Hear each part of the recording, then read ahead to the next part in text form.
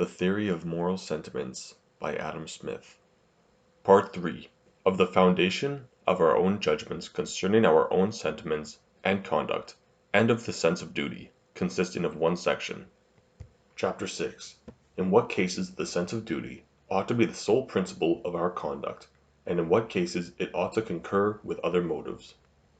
Religion affords such strong motives to the practice of virtue, and guards us by powerful restraints from the temptations of vice, that many have been led to suppose that religious principles were the sole laudable motives of action. We ought neither, they say, to reward from gratitude, nor punish from resentment. We ought neither to protect the helplessness of our children, nor afford support to the infirmities of our parents from natural affection. All affections for particular objects ought to be extinguished in our breast, and one great affection take the place of all others, the love of Deity, the desire of rendering ourselves agreeable to Him, and of directing our conduct, in every respect, according to His will. We ought not to be grateful from gratitude, we ought not to be charitable from humanity, we ought not to be public-spirited from the love of our country, nor generous and just from the love of mankind. The sole principle and motive of our conduct is the performance of all those different duties ought to be a sense that God has commanded us to perform them. I shall not, at present, take time to examine this opinion particularly. I shall only observe that we should not have expected to have found it entertained by any sect, who have professed themselves to a religion in which, as it is the first precept to love the Lord of God with all our heart, with all our soul, and with all our strength, so it is the second to love our neighbor as we love ourselves, and we love ourselves surely for our own sakes, and not merely because we are commanded to do so. That the sense of duty should be the sole principle of our conduct is nowhere the precept of Christianity, but that it should be the ruling and the governing one, as philosophy, as indeed common sense directs. It may be a question, however, in what cases our actions ought to arise chiefly or entirely from a sense of duty, or from a sense of regard to general rules, and in what cases some other sentiment or affection ought to concur, and have a principal influence. The decision of this question, which cannot perhaps be given with any great accuracy, will depend upon two different circumstances. First, upon the natural agreeableness or deformity of the sentiment or affection which would prompt us to any action independent of all regard to general rules, and secondly, upon the precision and exactness or the looseness and inaccuracy of the general rules themselves. First, I say, it will depend upon the natural agreeableness or deformity of the affection itself, and how far our actions ought to arise from it, or entirely proceed from a regard to the general rule. All those graceful and admired actions, to which the benevolent affections would prompt us, ought to proceed as much from the passions themselves as from any regard to the general rules of conduct. A benefactor thinks himself but ill requited if the person upon whom he has bestowed good offices repays them merely from a cold sense of duty, and without any affection to this person. A husband is dissatisfied with the most obedient wife when he imagines her conduct is animated by no other principles besides her regard to what the relationship she stands in requires. Though a son should fail in none of the offices of filial duty, yet if he wants that affectionate reverence which it so well becomes him to feel, the parent may justly complain of his indifference. Nor could a son be quite satisfied with a parent who, though he performed all the duties of his situation, had nothing of that fatherly fondness which might have been expected from him. With regard to all such benevolent and social affections, it is agreeable to see the sense of duty employed rather to restrain than to enliven them, rather to hinder us from doing too much than to prompt us to do what we ought. It gives us pleasure to see a father obliged to check his own fondness, a friend obliged to set bounds of his natural generosity, a person who has received a benefit obliged to restrain the too sanguine gratitude of his own temper. The contrary maxim takes place with regard to the benevolent and unsocial passions. We ought to reward from the gratitude any generosity of our own hearts, without any reluctance, and without being obliged to reflect how great the propriety of rewarding. But we ought always to punish with reluctance, and more from a sense of the propriety of punishing than any from the savage disposition to revenge. Nothing is more graceful than the behavior of the man who appears to resent the greatest injuries from a sense that they deserve, and are the proper objects of resentment, than from feeling himself the furies of that disagreeable passion. who, like a judge, considers only the general rule which determines what vengeance is due for each particular offense, who, in executing that rule, feels less for what himself has suffered than for what the offender is about to suffer, who, though in wrath, remembers mercy, and is disposed to interpret the rule in the most gentle and favorable manner, and to allow all the alleviations which the most candid humanity could, consistently with good sense, admit of. As the passions, according to what has formerly been observed, hold, in other respects, a sort of middle place between the social and unsocial affairs, so do they likewise in this. The pursuit of the object of private interest, in all common, little and ordinary cases, ought to flow rather from a regard of the general rules which prescribe such conduct, than from any passions for the objects themselves. But upon more important and extraordinary occasions we should be awkward, insipid, and ungraceful. If the objects themselves did not appear to animate us with a considerable degree of passion, to be anxious or to be laying a plot either to gain or to save a single shilling, would degrade the most vulgar tradesman in the opinion of all his neighbors. Let his circumstances be ever so mean, no attention to any such small matters, for the sake of the things themselves, must appear in his conduct.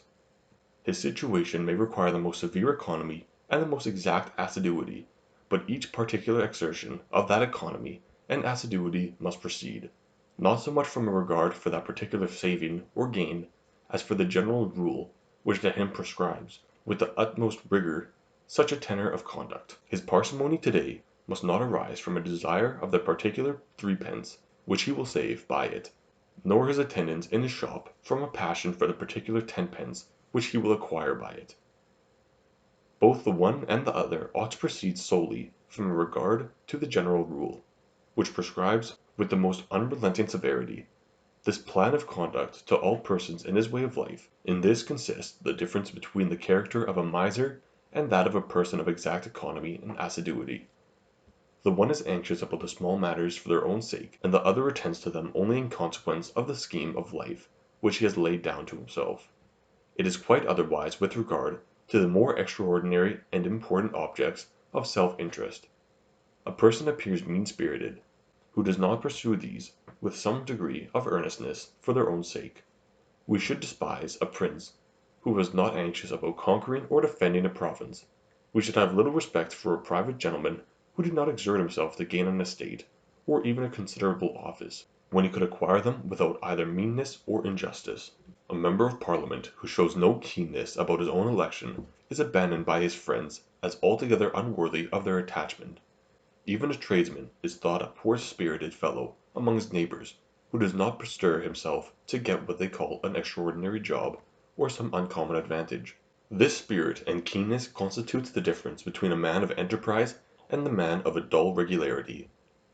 Those great objects of self-interest of which the loss or acquisition quite changes the rank of the person are the objects of the passion properly called ambition, a passion which when it keeps within the bounds of prudence and justice is always admired in the world, and has even sometimes a certain irregular greatness, which dazzles the imagination when it passes the limits of both these virtues, and is not only unjust but extravagant. Hence the general admiration for heroes and conquerors, and even for statesmen, whose projects have been very daring and extensive, although altogether devoid of justice, such as those of the Cardinals Richelieu and of Retz. The object of avarice and ambition differ only in their greatness. A miser is as furious about a halfpenny as a man of ambition about the conquest of a kingdom. Secondly, I say, it will depend partly upon the precision and exactness, or the looseness and inaccuracy of the general rules themselves, how far our conduct ought to proceed entirely from a regard to them. The general rules of almost all the virtues, the general rules which determine what are the offices of prudence, of charity, of generosity, of gratitude, of friendship, are in many respects loose and inaccurate, admit of many exceptions which require so many modifications that it is scarce possible to regulate our conduct entirely by a regard to them. The common proverbial maxims of prudence, being founded in universal experience, are perhaps the best general rules which can be given about it. To affect, however, a very strict and literal adherence to them would evidently be the most absurd and ridiculous pedantry. Of all the virtues I have just now mentioned, Gratitude is that perhaps of which the rules are the most precise and admit of the fewest exceptions. That as soon as we can, we should make a return of equal, and if possible, of superior value to the services we have received, would seem to be a pretty plain rule, and of one which admitted of scarce any exceptions. Upon the most superficial examination, however, this rule will appear to be the highest degree loose and inaccurate, and to admit of 10,000 exceptions. If your benefactor attended you in sickness, ought you to attend him in his, or can you fulfill the obligation of gratitude by making a return of a different kind? If you ought to attend him, how long ought you to attend him? The same time which he attended you, or longer, and how much longer? If your friend lends you money in your distress, ought you to lend him money in his? How much ought you to lend him? When ought you to lend him? Now, or tomorrow, or next month? And for how long a time? It is evident that no general rule can be laid down, by which a precise answer can, in all cases, be given to any of these questions. The difference between his character and yours, between his circumstances and yours, may be such, that you may be perfectly grateful, and justly refuse to lend him a halfpenny, and on the contrary, you may be willing to lend, or even to give him 10 times the sum which he lends you, and yet be justly accused of the blackest ingratitude, and of not having fulfilled the 100th part of the obligation you lie under.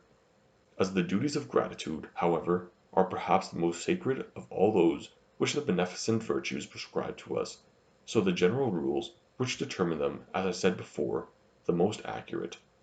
Those which ascertain the actions required by friendship, humanity, hospitality, generosity, are still more vague and indeterminate. There is, however, one virtue which the greatest rules determine with the greatest exactness every external action which it requires.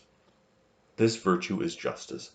The rules of justice are accurate in the highest degree, and admit of no exceptions or modifications, but such as may be ascertained as accurately as the rules themselves, and which generally, indeed, flow from the very same principles with them.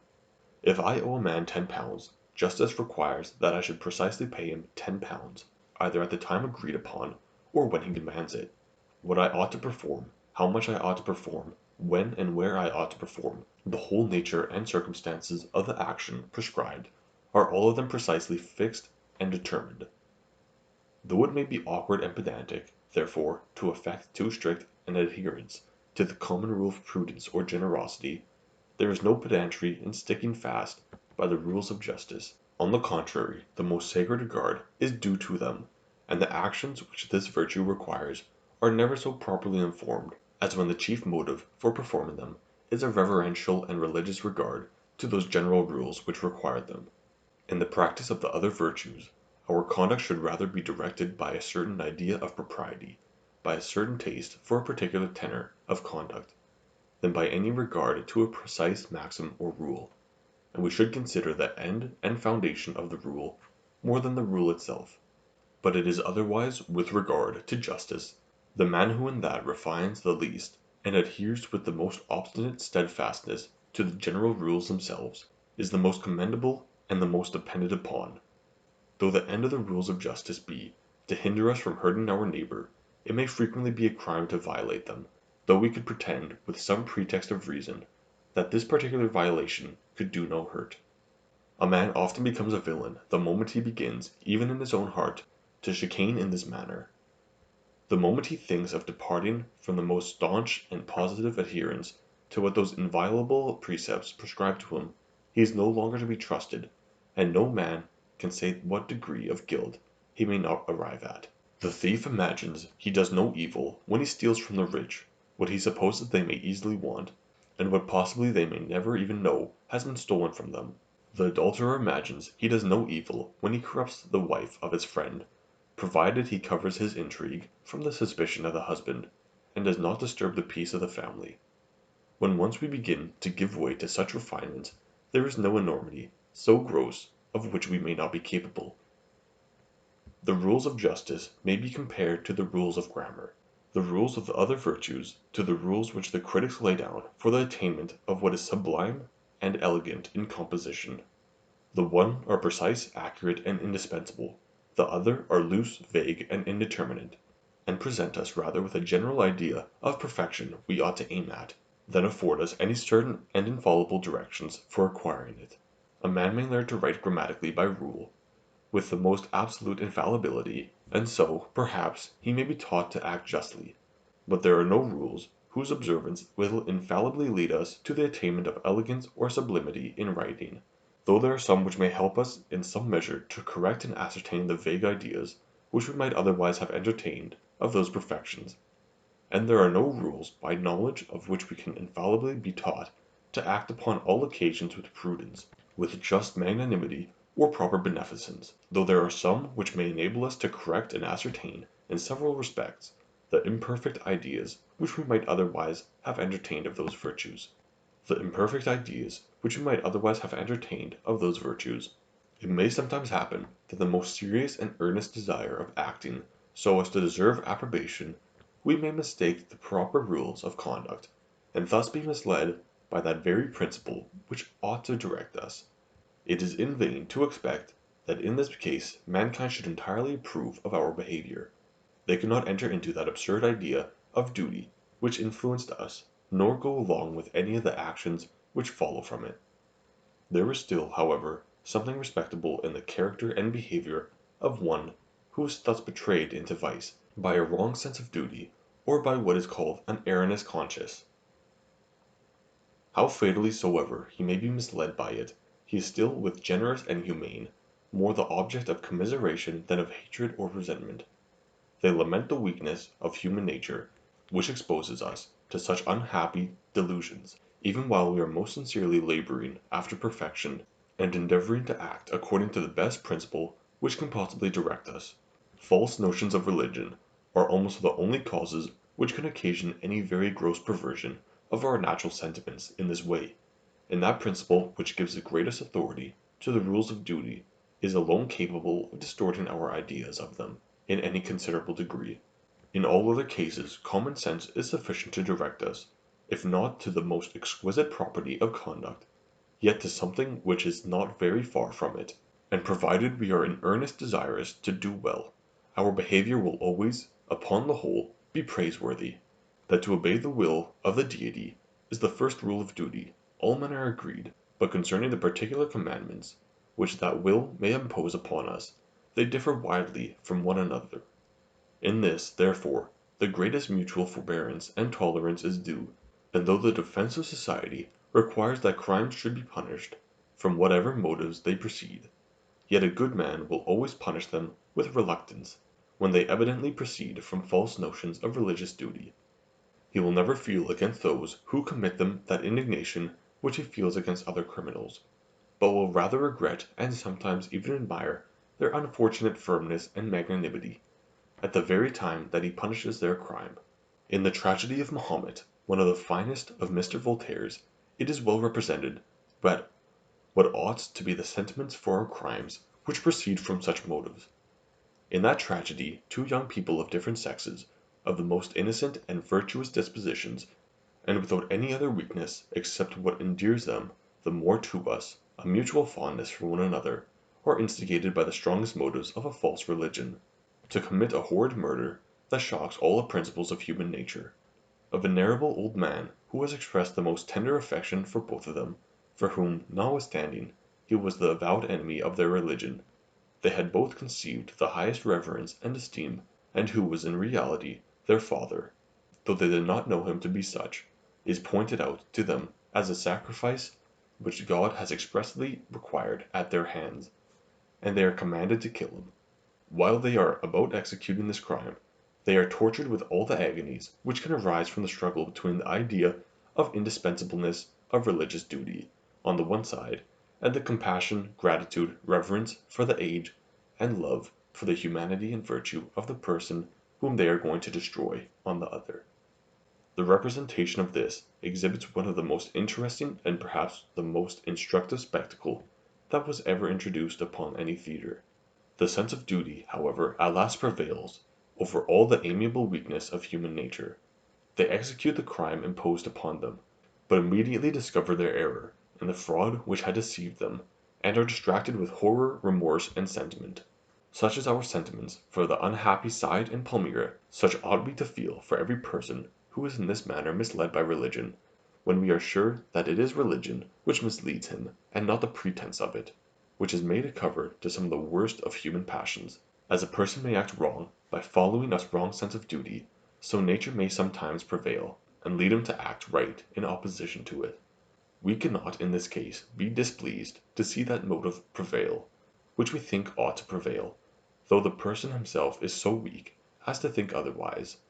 As his conduct, however, is the effect of weakness, not principle, we are far from bestowing upon it anything that approaches to complete approbation. A bigoted Roman Catholic, who, during the massacre of St. Bartholomew, had been so overcome by compassion as to save some unhappy Protestants, whom he thought it his duty to destroy, would not seem to be entitled to that high applause which we should have bestowed upon him, had he exerted the same generosity with complete self-approbation. We might be pleased with the humanity of his temper, but we should still regard him with a sort of pity which is altogether inconsistent with the admiration that is due to perfect virtue. It is the same case with all the other passions. We do not dislike to see them exert themselves properly, even when a false notion of duty would direct the person to restrain them. A very devout Quaker, who upon being struck upon one cheek, instead of turning up the other, should so far forget his literal interpretation of our Saviour's precept as to bestow some good discipline upon the brute that insulted him, would not be disagreeable to us. We should laugh and be diverted with his spirit, and rather like him the better for it, but we should by no means regard him with that respect and esteem which would seem due to one who upon like occasion had acted properly from a just sense of what was proper to be done. No action can properly be called virtuous which is not accompanied with the sentiment of self-approbation.